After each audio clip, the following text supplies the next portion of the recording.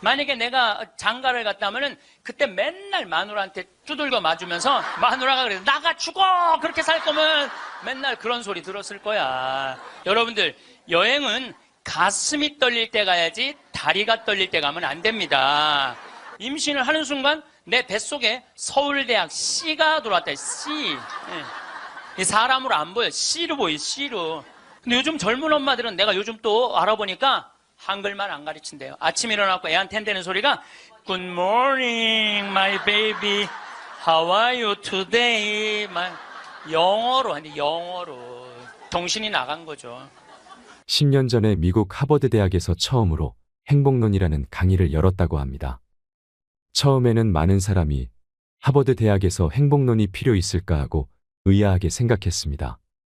하지만 수강생 7명으로 시작한 강의는 해를 거듭할수록 인기를 더해 1년에 1000명 이상이 듣는 명강의가 됐습니다. 우리가 이 세상을 사는 이유는 행복하기 위해서입니다. 하지만 무엇이 자신을 행복하게 하는지도 모르고 무엇 때문에 살고 있는지 모르는 사람이 많습니다. 황창현 신부님께서는 불행하다고 생각하는 사람들에게 행복의 10계명을 토대로 강의를 해주시는데요. 행복 특강을 듣는 많은 분들께 생활 속 작은 실천으로 행복을 느낄 수 있도록 이끌어주고 있습니다. 우리 모두에게 꼭 필요한 행복의 10계명을 말씀드리겠습니다. 첫째, 운동하세요. 행복의 첫째 조건은 건강입니다.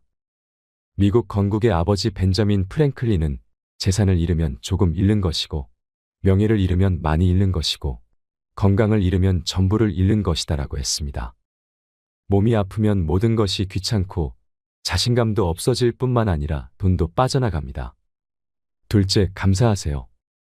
하루에 5가지씩 감사하세요. 내가 가지지 못한 것을 안타까워한다고 해도 가질 수 없습니다. 내가 가진 것에 감사하는 것이 중요합니다. 억울하고 분한 것만 기억해서는 행복해질 수 없습니다. 즐겁고 행복했던 순간에 감사해 보세요. 셋째, 대화하세요. 평균 수명 100세 시대에서 숙제 중에 숙제입니다. 나와 맞는 사람과 이야기하는 것이 굉장히 중요합니다. 사람을 피하지 마세요. 노후에 혼자서 고립되면 고집스러운 노인으로 늙기 쉽습니다. 적극성을 가지고 사람에게 투자하세요. 당신에게 긍정적인 에너지를 주는 사람이 분명 있을 것입니다. 넷째, 공부하세요. 초등학교 6년, 중고등학교 6년, 대학교 4년 동안 배운 지식으로 50살까지 살아갑니다. 100살까지 살면서 남은 50년을 공부하지 않고 그냥 살 수 있을까요?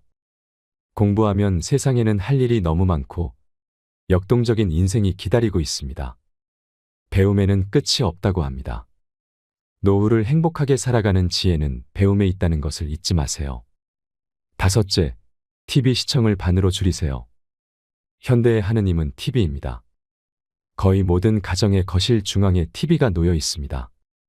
TV를 치우면 대화, 운동, 독서 등 할 수 있는 일이 많아집니다. 하루 종일 집안에서 TV만 보며 시간을 흘러보내기에는 너무 인생이 아깝습니다. 여섯째, 내가 기댈 수 있는 곳이 필요합니다. 특히 나이가 들수록 종교가 있으면 위안이 됩니다. 종교가 아니라 좋은 사람과 함께 시간을 보내는 것도 좋고 책을 읽거나 산책을 하는 것도 좋습니다. 마음 공부를 할 수 있는 것이면 다 좋습니다. 내가 믿고 있는 가치관과 진리에 따라 살지 않으면 인간은 원하지 않는 방향으로 흘러가기 쉽습니다. 행복한 삶을 위한 내 기준이 없으면 인생이 원하지 않는 방향으로 흘러가기 쉽고 인간 본성이 원하지 않는 방향으로 가게 됩니다. 그러니 내가 마음 편히 기댈 수 있는 곳을 마련하세요. 일곱째, 웃으세요. 웃는 것이 행복으로 가는 최고 지름길입니다. 인간은 웃느냐 웃지 않느냐에 따라 행복이 결정됩니다. 웃는 사람에게 사람들은 매력을 느끼기에 인간관계도 좋아집니다. 여덟째, 먼저 전화하세요. 누군가 나에게 먼저 다가와 주기를 바라지 말고 먼저 다가가세요. 죽기 전에 가장 많이 후회하는 것 중에 하나가 왜 내가 먼저 그들에게 다가가지 못했을까? 왜 더 함께 시간을 보내지 못했을까라고 합니다. 그러니 친구와 가족들, 내 소중한 이들과 함께 시간을 보내세요. 아홉째, 자기 자신을 사랑하세요. 자기 자신을 사랑하지 않는 사람은 누구도 사랑할 수 없습니다. 자기 자신을 위해 시간과 돈을 쓰세요. 열째, 이웃에게 친절히 하세요. 자기 반성의 신앙생활은 이웃사랑으로 꽃을 피워야 합니다. 우리는 너무 인색하게 삽니다. 주변을 돌아보며 사랑을 실천하는데 익숙해져야 합니다. 적어도 죽기 전에 내가 살아온 인생을 후회하며 가지 않도록 해야 합니다. 여러분, 나는 행복했습니다. 여러분도 행복하십시오라고 말할 수 있어야 합니다. 후회가 없으려면 우리는 행복하게 살아야 합니다. 황창현 신부님의 행복특강을 들으면 인생을 행복하게 사는 지혜를 깨달을 수 있습니다. 우리가 행복하지 않을 이유가 있을까요? 욕심을 조금만 내려놓으면 자유로움을 느낄 수 있을 것입니다. 황창현 신부님의 행복특강을 통해 인생을 살아가는 지혜를 찾는 시간이 되시길 바랍니다. 영상이 마음에 드신다면 구독과 좋아요, 알림 설정 부탁드립니다. 반갑습니다. 세상에 가장 허망한 약속이 뭐냐면 나중에 뭘 한다는 거예요. 나중에. 나중에. 제가 여러분들한테 강의 때 이렇게 말씀드렸어요. 여러분들, 여행은 가슴이 떨릴 때 가야지 다리가 떨릴 때 가면 안 됩니다. 기억나세요? 그런데 대개 한 50에서 60 되신 분들이 이때 여행을 가고 싶어. 말대로 여행을 가고 싶은데 지금 애도 교육도 시켜야 되고 결혼도 시켜야 돼. 그러니까 신부님, 나중에 간다고. 나중에는 없어요. 가려면 언제 가야 돼? 지금 가야 돼, 지금.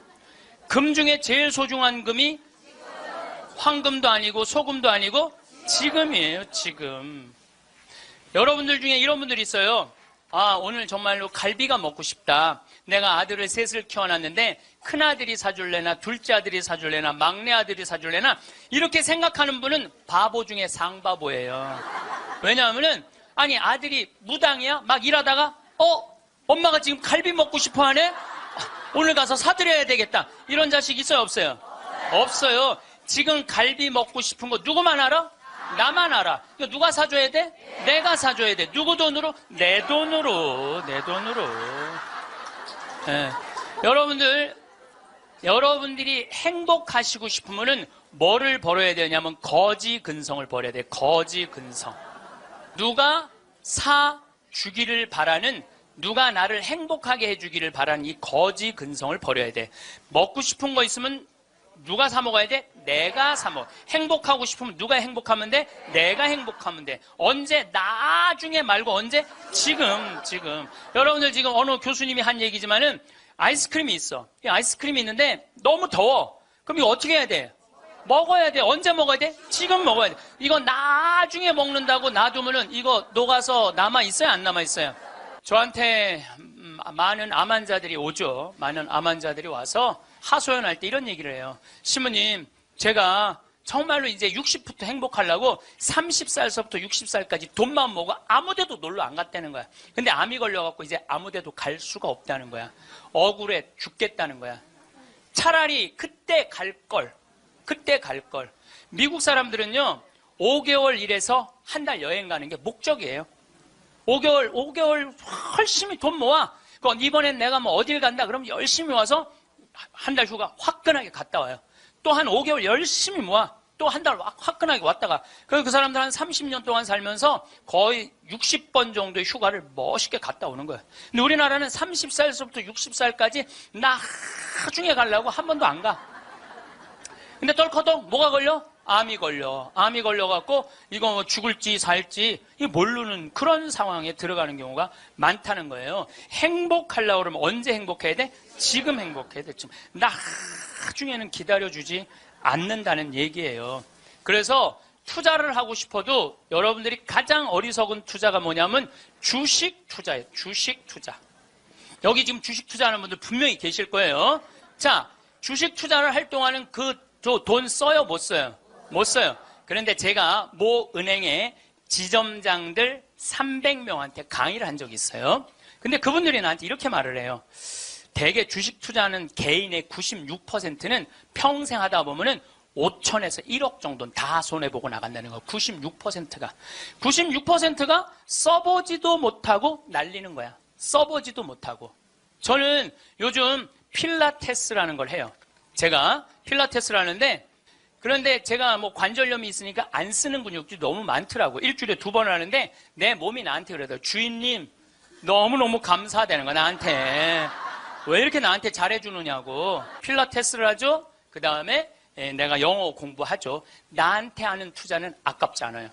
그런데 주식 투자는 써보지도 못하고 날리는 거야. 아니, 여러분들 5천만 원을 날린 분들, 내가 물어볼게요. 여러분들 그 5천만 원을 갖고 자기한테 투자했어. 자기 신앙에 투자했어. 5천만 원을 가지고 이스라엘 성지순례를 10번을 갔다 왔다고 생각을 한번 해봐요. 그럼 여러분들은 지금 10번 갔다 온 분들은 예수님하고 트고 지낼 수 있어요.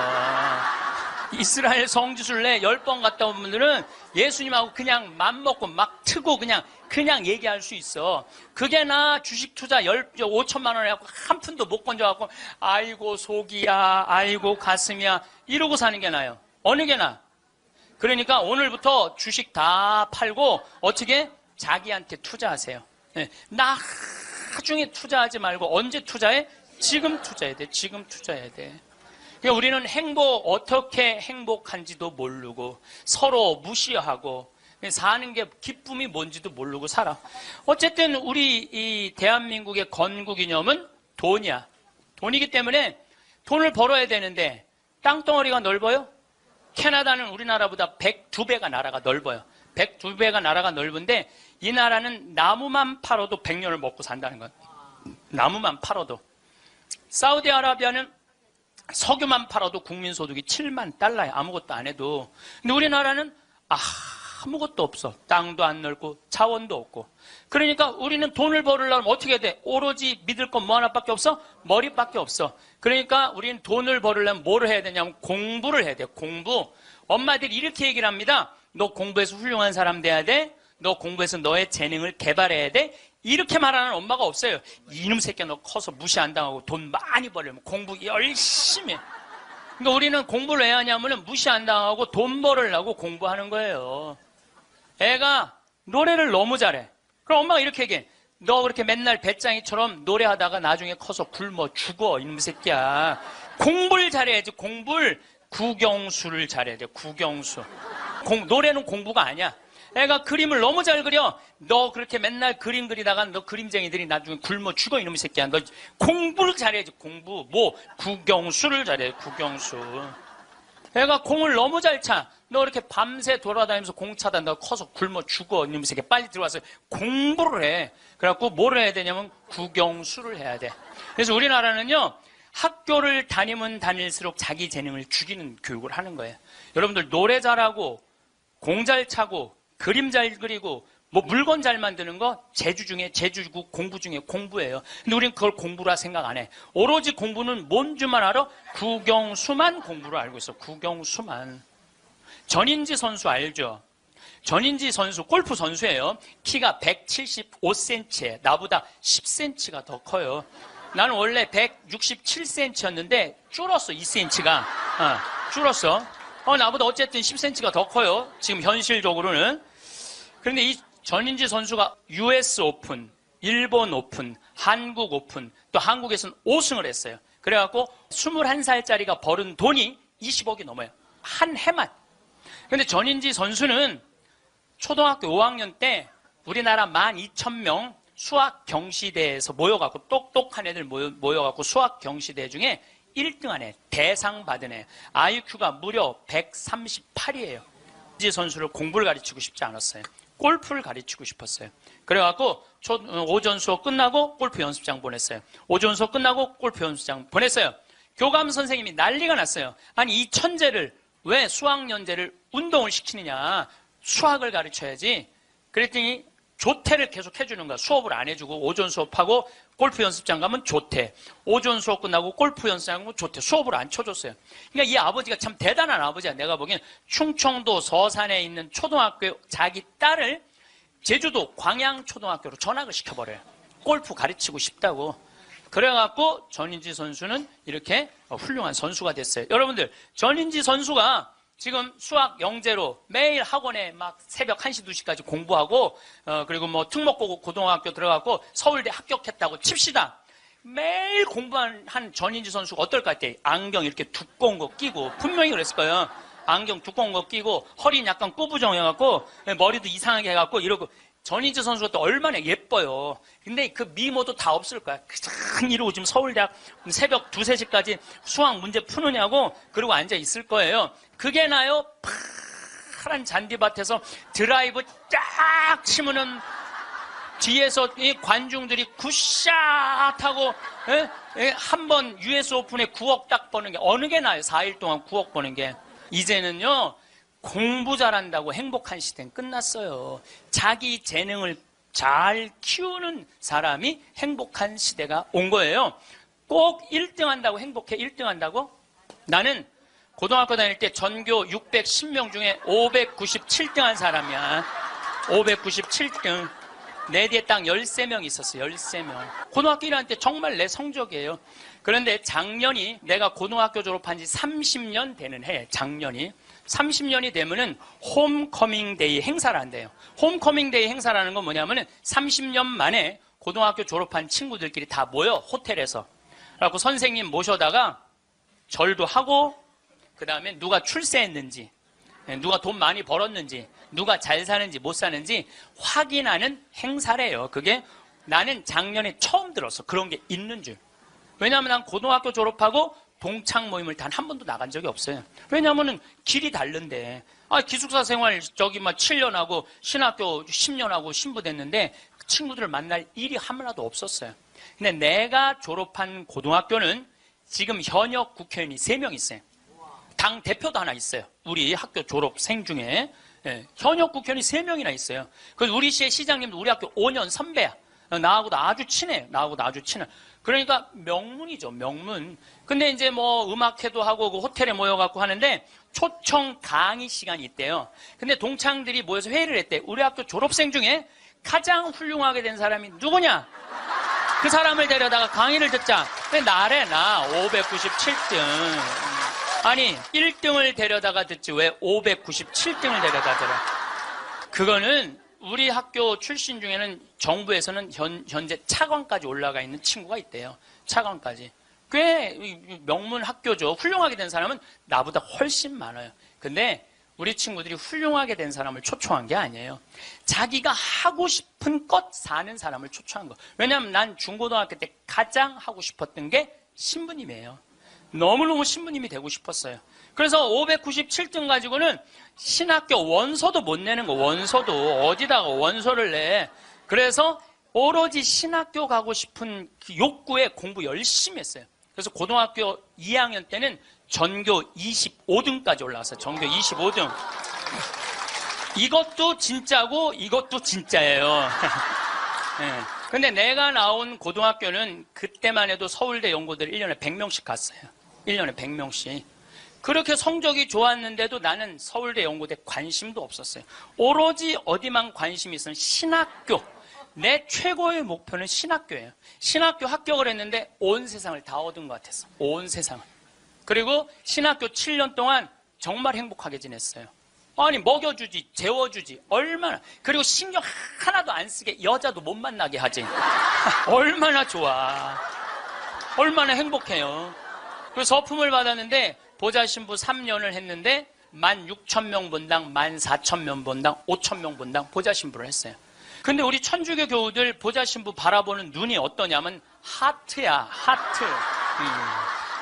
얼마나 보좌 신부를 사랑해요. 그 28, 29, 30살에 그렇게 사랑받을 수 있는 젊은이가 얼마나 됐어요. 만약에 내가 장가를 갔다 하면은 그때 맨날 마누라한테 두들겨 맞으면서 마누라가 그래서 나가 죽어! 그렇게 살 거면 맨날 그런 소리 들었을 거야. 그런데 사제가 되니까 그렇게 사랑을 받고 본당부 신부 10년 동안은 교우들이 나를 떠받들고 업고 다녔어요. 정말 나는 평택 비전동, 경기도 광주 오표 능평성당 두 본당의 교우들한테 정말 감사해요. 부족한 것이 참 많은 신부임에도 불구하고 정말로 전 세계에서 대한민국 교우들처럼 신부들한테 잘하는 교우가 어디 있어요. 10년도 행복하게 지냈죠.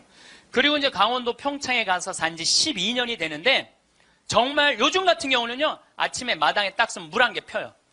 밤낮 기온차가 날 때 물 한 개가, 여러분들 물 한 개 피는 거 어떤 거 모르죠? 쫙 피어올라요, 그냥. 눈에 보여요. 그리고 단풍이 쫙 있지. 마당에, 생태마을 마당에 딱 앉아서 강을 내려다보면 근심 걱정이 하나도, 걱정할 게 뭐 있어? 마누라가 있어, 자식이 있어. 근심 걱정이 하나도. 얼마나 행복해. 그러니까 친구들이, 동창들이 와서 나한테 와서 보는 거, 야, 너 정말로 행복해 보인다. 왜냐하면 하고 싶은 일을 하니까. 하고 싶은 일을 하니까 행복한 거예요. 1등이 행복한 게 아니에요, 여러분들.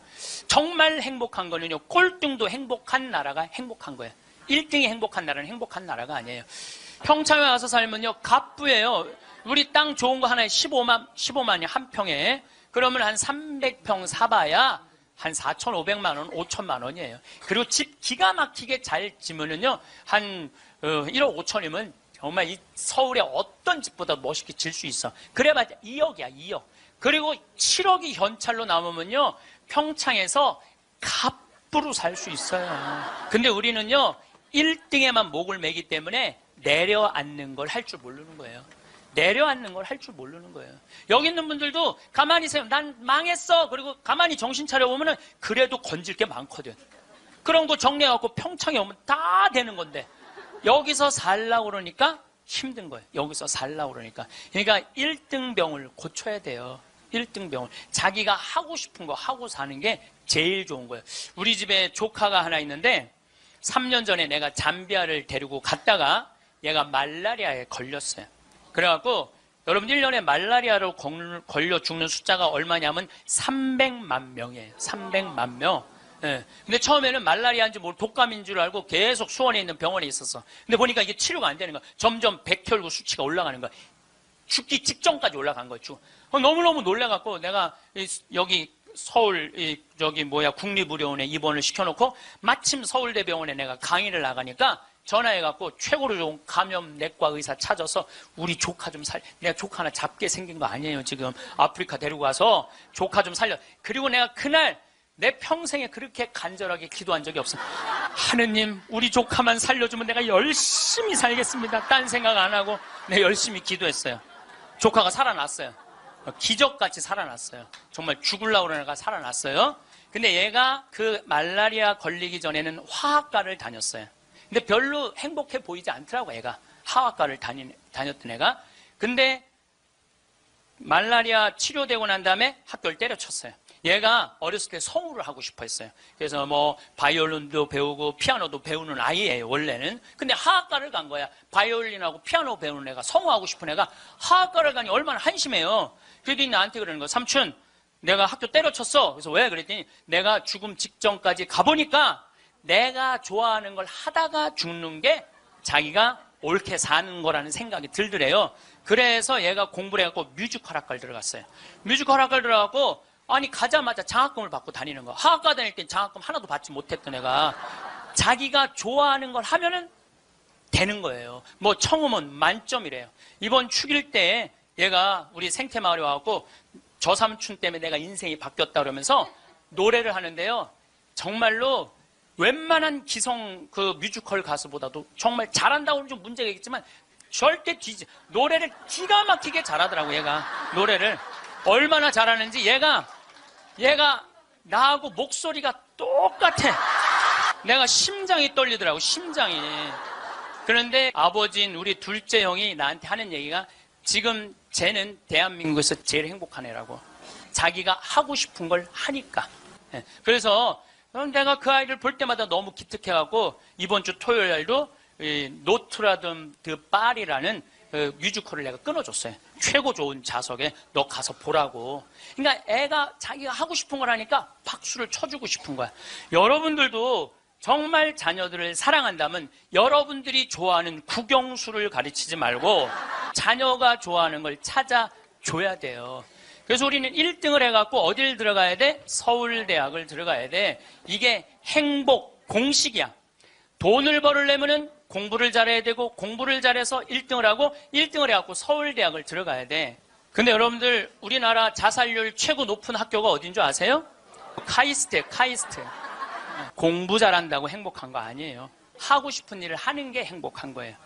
서울대학을 들어가야지 행복하고 인생에 성공했다는 이 대한민국 사람들의 머리를 뜯어 고쳐야 된다는 거예요. 대한민국 엄마들은 임신을 하면은 내 뱃속에 생명이 들어왔다는 생각 안 한다니까. 임신을 하는 순간 내 뱃속에 서울대학 C가 들어왔다. C. 이 사람으로 안 보여. C로 보여. C로. 근데 요즘 젊은 엄마들은 내가 요즘 또 알아보니까 한글만 안 가르친대요. 아침에 일어나고 애한테 한다는 소리가 Good morning, my baby. How are you today? 영어로 하는데 영어로. 정신이 나간 거죠.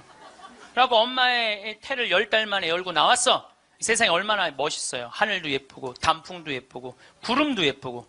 그래갖고 베란다 창문을 통해서 구경 좀 하려고 그랬더니 마음 급한 엄마가 너 지금 그거 볼 시간이 어디 있어. 1살짜리한테 한쪽 창문에 가나다라 마바 차타카타 붙여놓고 반대쪽 창문에는 A, B, C, D 붙여놓고 누워서 모빌이 돌아가는데 기억, 니은, 디귿, 리을이 돌아가는 거야. 자, 저는 이 이야기를 20년째 하고 있어요. 왜냐하면은 내가 가정방문 다녀보면서 제일 꼴배기 싫은 게 애방에 글자, 숫자, 영어 더덕더덕 붙여놓는 거예요. 그게 애를 위한 일이 아니거든요. 애를 정신을 혼란하게 만드는 거예요. 발도르프 교육이라고 있어요. 독일에서 1차 세계대전 끝나고 난 다음에 담배 공장에서 처음으로 한 교육이에요. 근데 이게 가장 인간한테 인권을 존중해주는 교육이래요. 이 발도르프 교육은 유치원 때부터 대학 졸업할 때까지 등수가 없어. 등수가. 누가 1등인지 누가 꼴등인지 몰라. 그리고 이 발도르프 교육에서는 사람을 어떻게 등수로 먹이느냐 이거예요. 사람 어떻게 등수로 평가하느냐 이거예요. 등수가 없어요. 그리고 지금 노르웨이, 핀란드, 덴마크, 네덜란드 다 등수 없어요. 우리나라처럼 1등급부터 15등급, 20등급 나눠놓는 나라가 없다니까요. 참 불행한 거예요. 이건 교육이 아니에요. 교육이. 근데 이 발도르프 교육에서 가장 하지 말아야 되는 거 머리맡에 모빌 달아놓지 말라는 거예요. 애기한테 모빌 달아놓으면 절대 안 된다는 거예요. 생각을 해봐요. 하루 종일 가나다라 갖고 놀고 ABCD 갖고 놀고 1, 2, 3, 4 갖고 놀아서 너무 피곤해. 그래서 잤어 밤에. 자고 한 8시간 잤어. 오늘 하루를 개운하게 시작해볼까? 눈을 딱 떴는데 기억, 니은, 디귿, 리을이 돌아가. 이게 애들한테 보통 스트레스가 아니라는 거예요. 그런 애들이 커서 다 치약 한 통을 다 짜서 동료 병사들을 먹이는 거예요. 그런 애들이. 그러니까 우리나라 애들은요, 어렸을 때부터 너무 스트레스를 받아갖고 중학교 2학년만 되면 폭발하는 거예요. 그래서 중2병이 나오는 거예요. 부모가 너무너무 괴롭혀갖고, 작년에 부산에서 한 초등학교가 선생님이 2학년인데 22명이 한 반인데 다음 중간고사 볼 때 만점 받는 애부터 밥 먹인다고. 그래서 국어, 수학을 중간고사에 봤대요. 근데 4명이 22명 중에 4명이 만점을 받았대. 4명한테 그랬대. 니네들 만점 받았으니까 밥 먼저 먹으라고. 그리고 18명한테 니네 시험 못 봤으니까 밥 나중에 먹으라고. 그러고. 급식을 성적순으로 한 거죠. 애들한테 갑질 가르치는 거예요. 너 공부 잘하니까 뭐도 먼저 먹어도 돼? 밥도 먼저 먹어. 어렸을 때부터 공부를 잘하면 특권을 누리게 가르치는 거예요. 그래서 갑질이 나오는 거예요. 그래서 어렸을 때 공부 잘하면 밥도 먼저 먹어도 돼. 그러니까 얘네들은 항상 먼저 먹었어. 뭐든지. 그러니까 나중에 무슨 판사, 검사, 국회의원, 장관 돼도 항상 먼저 먹어도 돼. 돈도 먼저 먹어. 뭐든지 먼저 먹어. 남들보다 먼저 먹어. 돈도. 근데 항상 평생을 먼저 먹어갖고 먹었는지 기억도 안 나. 기억도 안 나는 거예요. 이게 우리나라 교육에서 잘못된 거예요. 만약에 선생님이 이렇게 교육했다면 얼마나 좋을까요? 18명한테 니네들 시험 못 봤으니까 먼저 밥 먹고 기운 내서 공부 열심히 해. 그리고 4명한테 니네들 양보하면 쟤네들한테 좋을 것 같아. 이랬다면 이 교실 안이 훨씬 화기애애했을 거예요. 만점 맞는 애 먼저 먹으라고 18명 나중에 먹는 애들 시험도 못 봤는데 밥도 나중에 먹으래. 기분 좋을 것 같아요? 나쁠 것 같아요? 기분 나쁘죠. 학교 다니면서 기분 나쁜 거죠. 근데 얘네들은 또 집에서는 독상을 차지할 수 있어. 집에서만은. 그래갖고 집에서 엄마한테 성적 주고 행복하게 밥을 먼저 먹었어. 집에서는. 근데 문제는 엄마예요. 행복하게 밥 먹는 애 한번 쳐다보고 성적표 한번 쳐다보고 행복하게 밥 먹는 애 한번 쳐다보고 성적표 쳐다보다가 해서는 안 될 말을 해요. 야 이놈의 새끼야, 이 성적 받고 밥이 목구멍으로 넘어가냐. 그럼 얘는 할 수 있는 건 딱 하나밖에 없어요. 탈선밖에 할 수 있는 게 없어요. 탈선. 제가 몇 년 전에 우리나라 최고 좋은 특목고등학교 합격한 여학생이 저를 찾아왔어요. 우울증에 걸려갖고. 얘는 우울증에 걸리니까 머리를 안 깎았어요. 허리까지 머리가 나왔어. 근데 얘는 나하고 1시간 동안 면담하는 동안 단 한순간도 고개를 들지 않았어요. 그러니까 팍 고개를 숙이니까 그 긴 머리가, 나는 걔 얼굴을 1시간 동안 못 봤어요. 까만 머리만 봤어. 까만 머리만. 근데 얘가 하는 말이 이런 말이에요. 자기는 초등학교 4학년 때까지 너무 행복했대요. 공부도 잘하고 시골에서. 근데 선생님이 엄마를 부르더니 얘는 여기다 놓기 너무 아까운 애라고. 공부를 너무너무 잘하니까 평촌으로 보내라고, 학원만은. 그래서 평촌으로 엄마가 전학을 보냈대요. 근데 여러분들 이거 생각해야 돼요. 아이는 전학을 한번 가면은 엄마 뱃속에서 새로 태어난 것 같이 새로운 환경에 놓인대요. 친구 새로 만나야지, 선생님 새로 만나야지, 가는 길 다르지. 그만큼 힘든 거야, 전학을 한번 가면은. 근데 가자마자 전교 1등을 했대요. 그러니까 바로 왕따를 당했대요. 바로 왕따를 당했대요. 그냥 사는 게 너무너무 학교 다니는 게 지겨웠대요. 근데 오로지 공부 잘하니까. 근데 거기서 너무너무 공부를 잘하니까 선생님이 엄마를 부르더니 얘는 평촌에 놓기 너무 아깝다고 일산으로 보내라고. 일산으로 갔대요. 중학교 올라갔고 일산에서도 공부를 너무 잘한 거야. 그랬더니 선생님이 엄마를 부르더니 얘는 여기다 놓기 너무 아깝다고 강남으로 보내라고. 강남으로 간 거예요. 그래서 우리나라 최고 좋은 특목고등학교 합격을 했어요, 이 아이가. 합격을 했는데 우리는 특목고등학교 3월 달에 들어가는 게 아니고 우리 일반 고등학교는 3월에 가잖아요. 특목고등학교 1월 달에 기숙사에 들어간대요. 그래서 1월, 2월 2달 만에 고등학교 2학년 과정을 다 마친대요. 워낙 똑똑한 애들이니까. 그러니까 걔네들이 다 예일대, 하버드대, 서울대 2학년 때 다 가는 거예요. 3학년 때까지 안 가. 2학년 때 다 가는 거야. 선행학습 하니까. 근데 첫날 공부를 하고 저녁에 양치를 하려고 그랬는데 치약을 안 갖고 왔더래. 그래갖고 한 방이 6명이 있었는데 5명한테 치약을 빌려달라고 그랬더니 치약을 빌려주는 애가 한 명도 없더래요. 안 빌려주더래.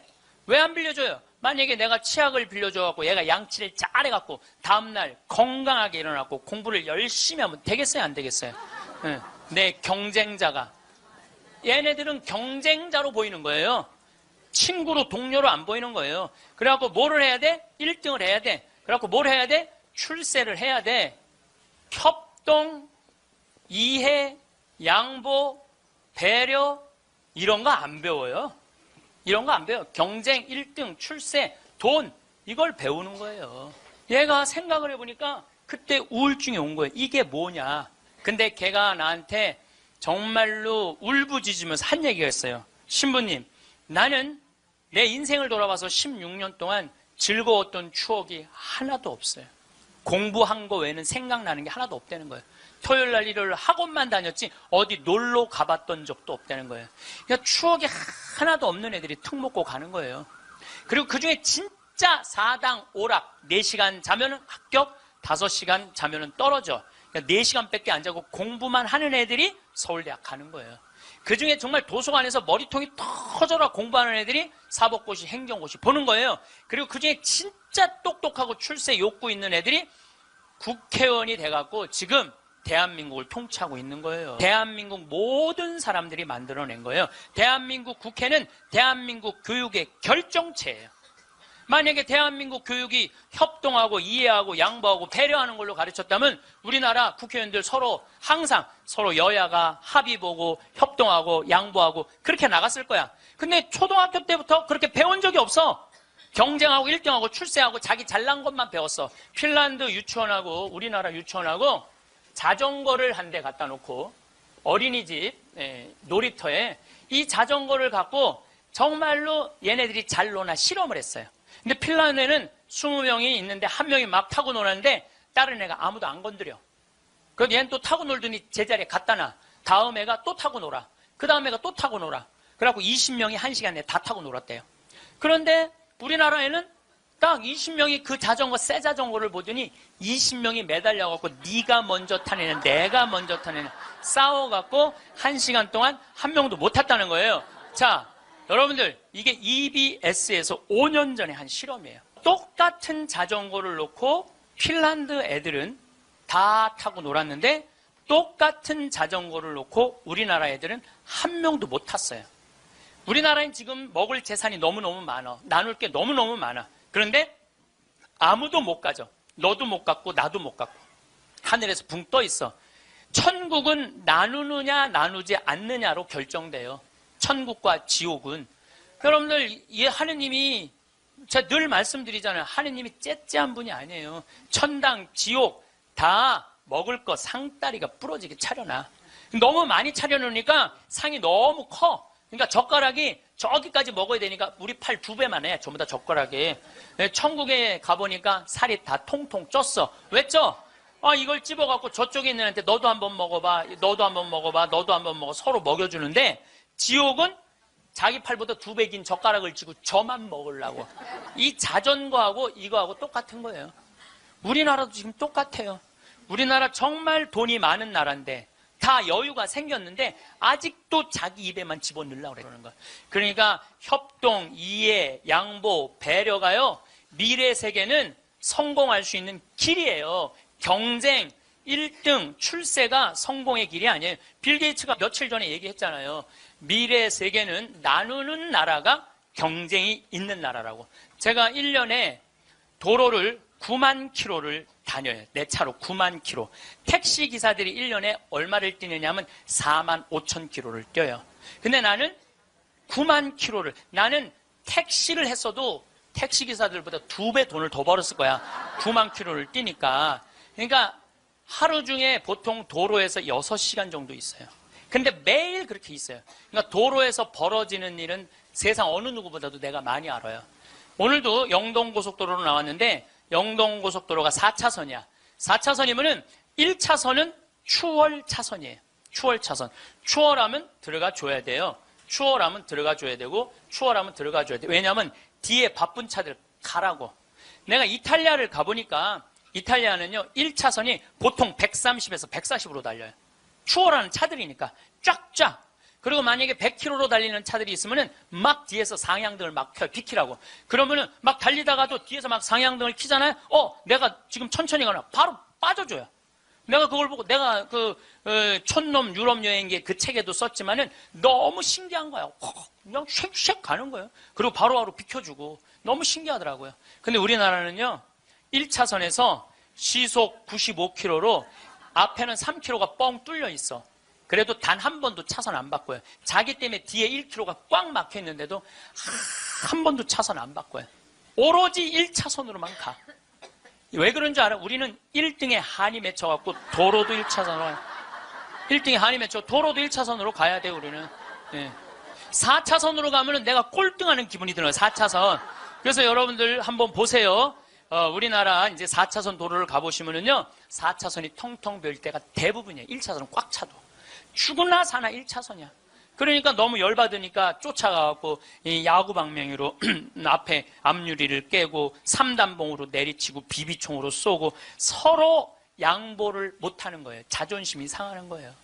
아니, 자기가 좀 늦으면 2차선으로 가든 3차선으로 가든 4차선으로 가는데 우리는 이게 안 되는 거예요. 그리고 방향 지시등을 켜주는 건 예의야. 뒷사람에 대한 예의야.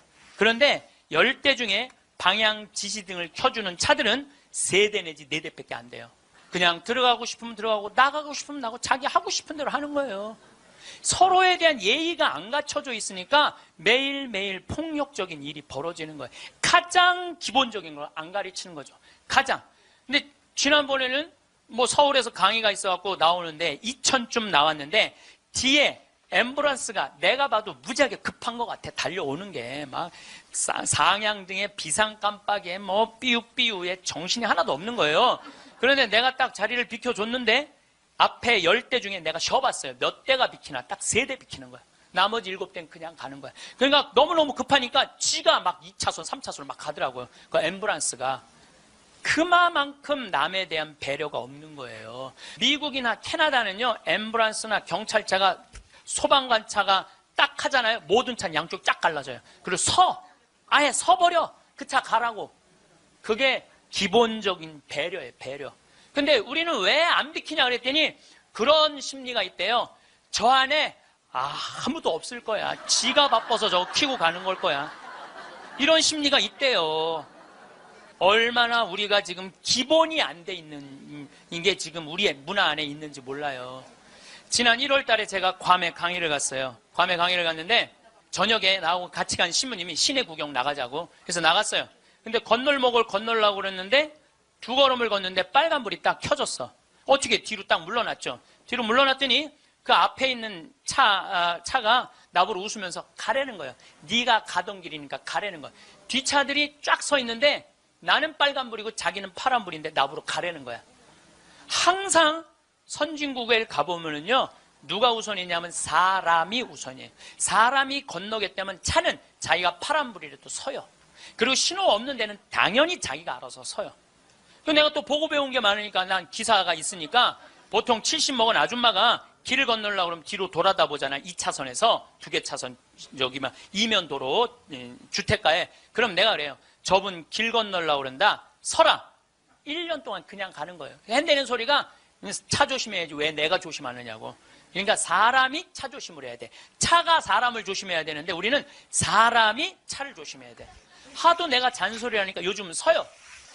딱 우리 서갖고 웃으면서 가라고. 그럼 70 먹은 아줌마가 느닷없이 우리가 쓰잖아요. 웃으면서 가라고 그러잖아요. 그럼 70 먹은 아줌마가 우리 차를 보고 표정이 이런 표정이야.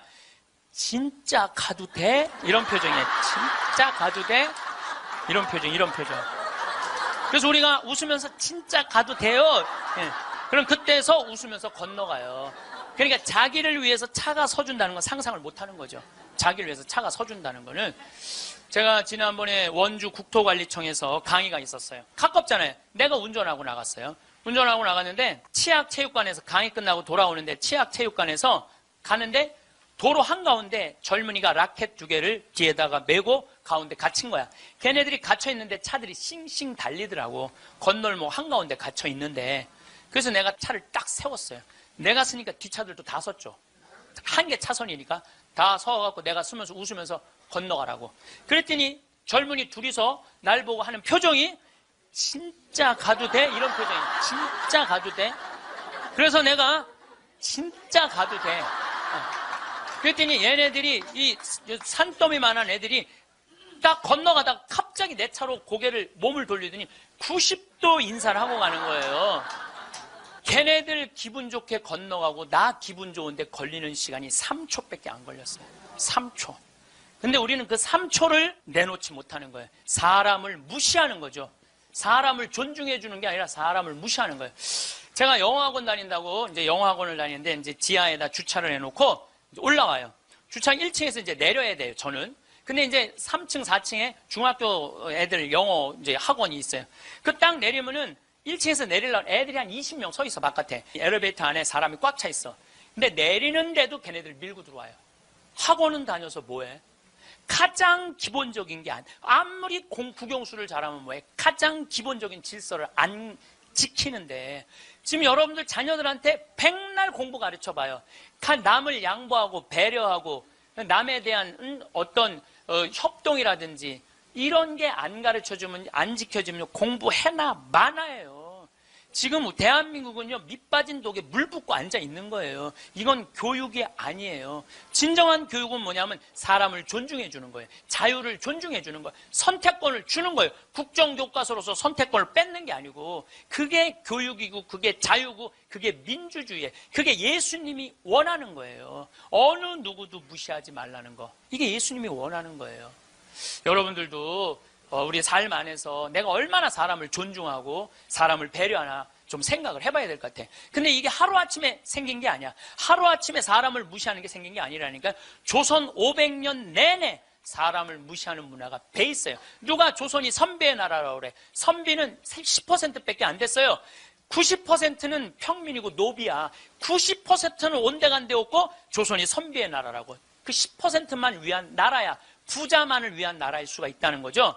조선 500년에 대한 이야기는 다음 시간에 이야기하도록 하겠습니다. 네, 감사합니다. 황창현 신부님의 강의가 어떠셨나요?